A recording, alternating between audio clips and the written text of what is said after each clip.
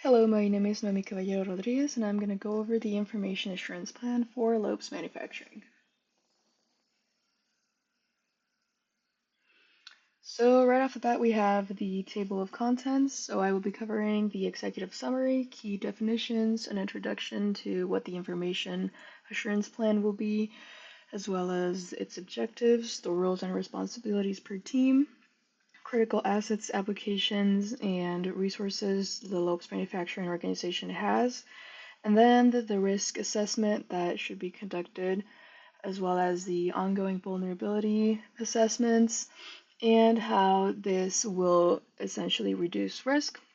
And then finally, I'll go over the incident response planning and the business continuity and recovery. So, right at the beginning, we have the executive summary, in which the information assurance plan outlines the frameworks and processes for managing important assets and data of an organization, as well as protecting these from threats. So this focuses and establishes two things, major things, which include the risk management framework that is reinforced with an incident response plan, and both in conjunction ensure the confidentiality, integrity, and availability of the information systems of Lopes Manufacturing. So, three of the most important key definitions are the information assurance plan, or what information assurance is in general, what risk management is, and what incident response is. So, information assurance measures it's pretty much a measure to protect and defend information and the information systems of Lopes Manufacturing. So this would be done to ensure what is known as the CIA triad. C stands for confidentiality, so this is ensuring the information is accessible only to those that are authorized to access it. The I stands for integrity, so this is about safeguarding the accuracy of the information. And then availability is the A is for availability, so it's about ensuring the authorized users are the only ones accessing that, and it's available at all times for those people. And then the risk management is a process in which information systems are assessed for threats. And the incident response is about a structured approach towards addressing and managing a given cyber attack or a type of security breach. And this is done through, or we chose to do this through the Computer Security Incident Handling Guide, which is offered by the NIST organization, which provides guidelines and steps for this.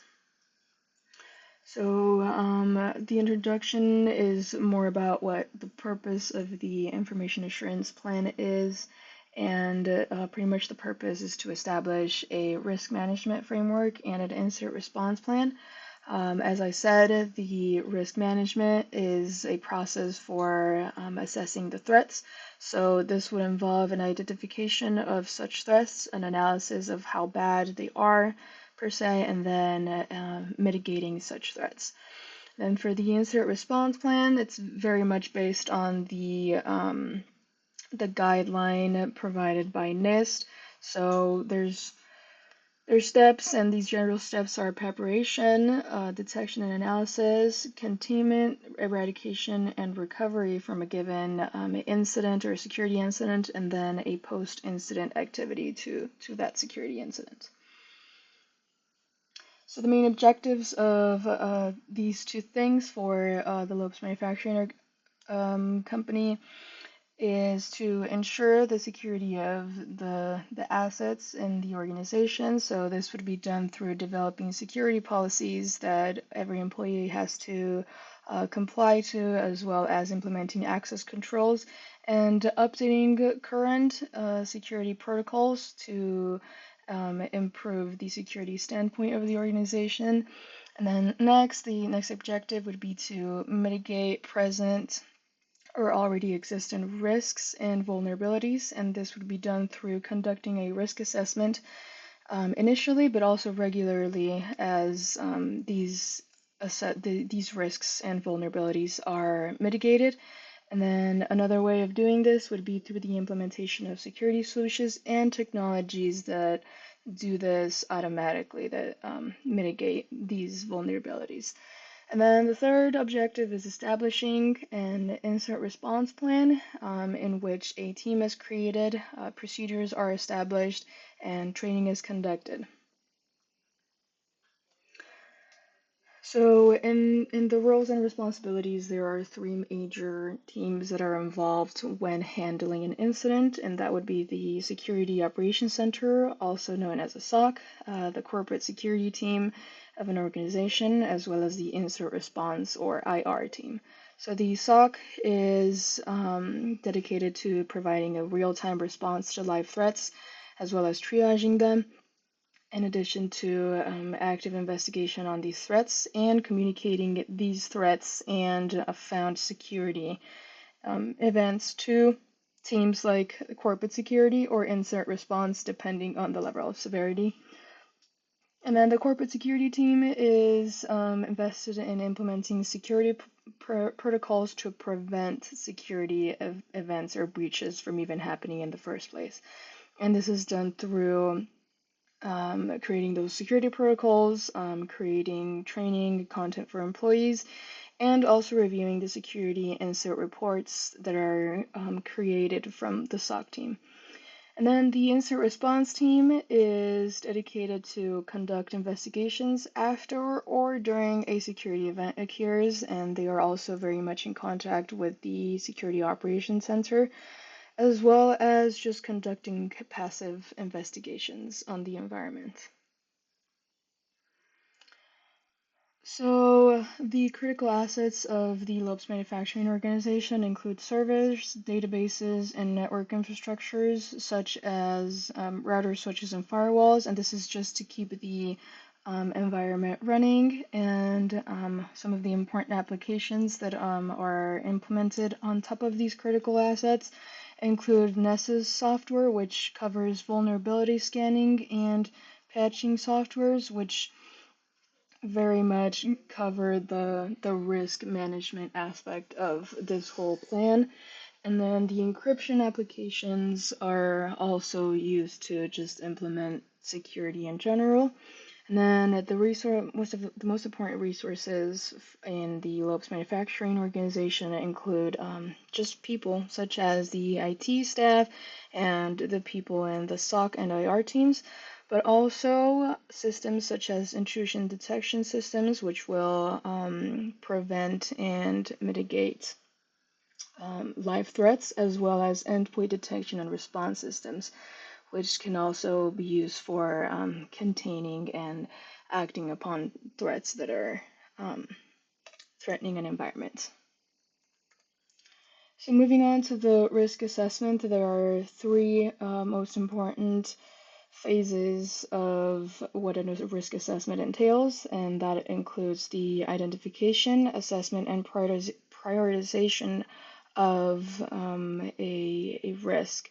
So the identification involves an inventory of all assets, and as well as the tool set list of what the organization currently holds. And then an assessment is run across that inventory of assets for an evaluation of a likelihood of an attack. And then the results are inputted into a prioritization method in which and the impact and the severity of a potential attack are evaluated to make decisions and prioritize depending on how bad the impact can be and how severe it could be if it were to happen. In addition to that, there should also be ongoing vulnerability assessments, such as vulnerability scans and penetration testing. So vulnerability scans would just include scheduled routine stacks, such as scans such as threat hunts that can be conducted by the IR team or the SOC, and then just general operating system scans depending on the OS, whether it's Windows, Mac OS, or Linux, which can either be pre-installed or installed by the IT department. And then the penetration testing ongoing assessment is used or done to simulate real world threats and attacks. And this can be done either by an in-house pen testing team for the organization, or contracting a third-party pen testing team, or doing some sort of a blend between the blue team and a red team to make it a purple testing. So all of this is meant to reduce risk, but there are still other things that can be done, as well as implementing access controls, which can be as simple as implementing firewall rules that whitelist things or whitelist IP addresses, URLs, hashes that are benign in the environment, as well as blacklisting these same things that would be bad for them to be found in the environment.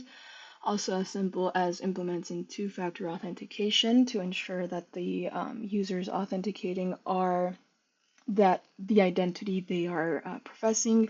And then it could also be as specific as least privilege, in which users only access the assets they have to access to fulfill their jobs. And also, another way of reducing risk includes implementing security awareness across the organization through training and phishing campaigns. Training can be developed by the corporate security team to educate their employees, making the content interactive and gamifying it as well, and also implementing or sending out phishing campaigns so that users and employees are aware of how a phishing email looks, and also get used to proper procedure for reporting such phishing emails. Moving on to the incident response planning, as I said, we are implementing the computer security incident handling guideline according to the NIST organization, which lists out steps and guides that include the preparation, detection and analysis, containment, eradication, and recovery. So the preparation would very much entail what I've already mentioned in around training and awareness. And for the detection and analysis, softwares like Proofpoint can be implemented to filter and block out emails that are very suspicious or known to be from malicious senders, so they don't even get to employees' inboxes, eliminating that risk. And then for a detection, the MITRE ATT&CK framework security detections can be implemented by the SOC team so that the organization is up to date on the techniques and tactics that threat actors are using to infiltrate a system or information systems in general. And then the containment, eradication, and recovery comes at play when an attack has gone through all the filters that the organization has set. And for that, we could implement endpoint detection response systems such as CrowdStrike, which is very much based on indicators of compromise and activities. So the cool thing about these systems is that they offer containment and quarantining actions upon the threats that are live on an environment. And then that would very much fulfill the eradication of such threats when they are found in the environments. And then for recovery, and we could implement or have the incident response team come in for investigating and the handling of the threat, as well as research on how to recover from this attack or from a current attack.